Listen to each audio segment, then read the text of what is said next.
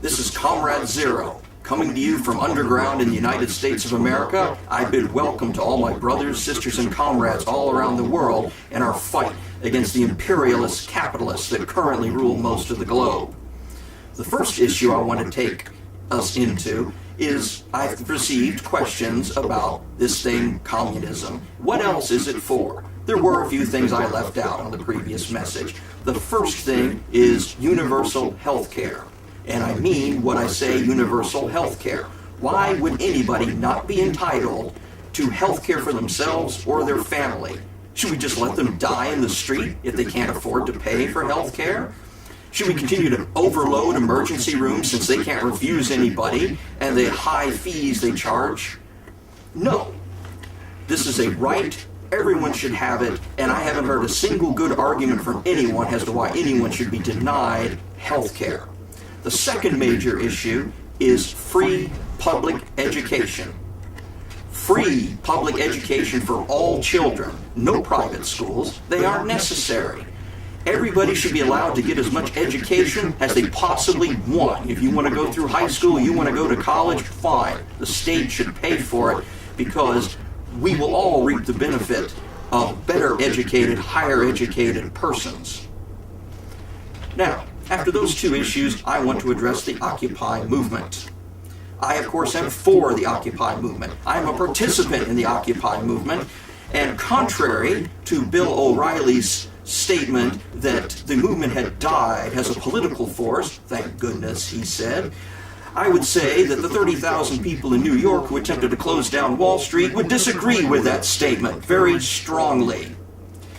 Many other reactionary types have criticized the movement with the typical slanders about people being dirty and about being lawbreakers or about being malcontents and people who are unemployed. Well, on the contrary, I find that a great many of these people are employed. They just don't make much money at their employment because they're still being exploited by the people that own the means of production and own the land and have the money, the capital, to keep this process going endlessly to pad out their own pockets. This is what the movement must address, is these iniquities. The Citizens United decision, the repeal of the Glass-Steagall Act, and the repeal and rollback of many of the former revenue streams that we used to collect from the top 3 or 4% income earners in this country. That, of course, being capital gains tax, the estate tax. It's not a death tax. Your Grandma Millie is not paying a death tax. It's an estate tax. And, of course, the nominal tax rate used to be higher. Back in the 60s, these people paid these taxes. And guess what? They were still the richest, wealthiest, most powerful people on the planet with multiple homes teamed with servants to take care of their every need. They live lives beyond our wildest dreams of avarice.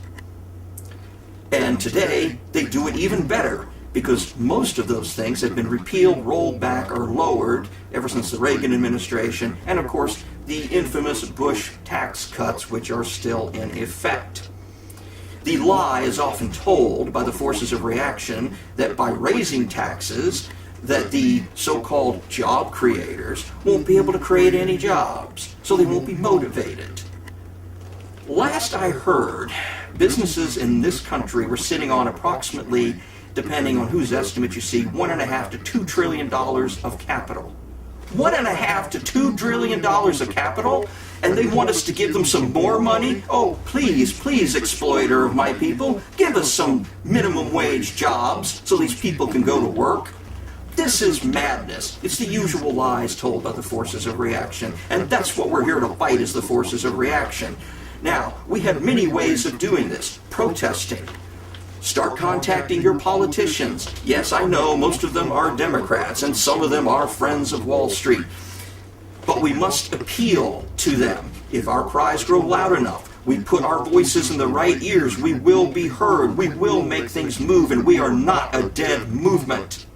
Now, you don't have to be a Marxist or a communist to advocate these things. In fact, I'm not even addressing those kind of issues in particular because this is a moment where we must address things beyond just a political ideology.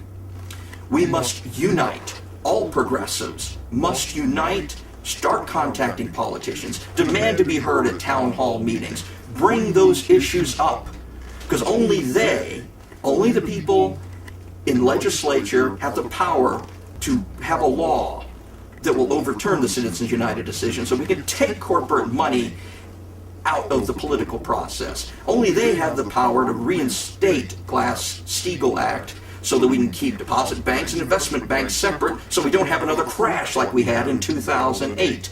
Only they can reinstall the revenue streams to where they used to be, where the rich people will still be very rich and very powerful. Not exactly what a Marxist wants, but we have to start somewhere. So, don't just sit and stare at the computer or the TV. Start calling representatives, start calling senators, start calling your local politicians. Get them on the horn.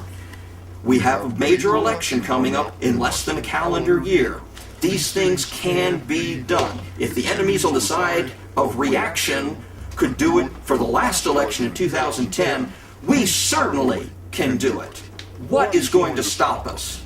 I say nothing can stop us as long as we make the effort for the working people and the poor and the oppressed and the repressed to make their voices heard in this country. And Comrade Zero will leave you now, as I will leave you in any of this or future broadcasts.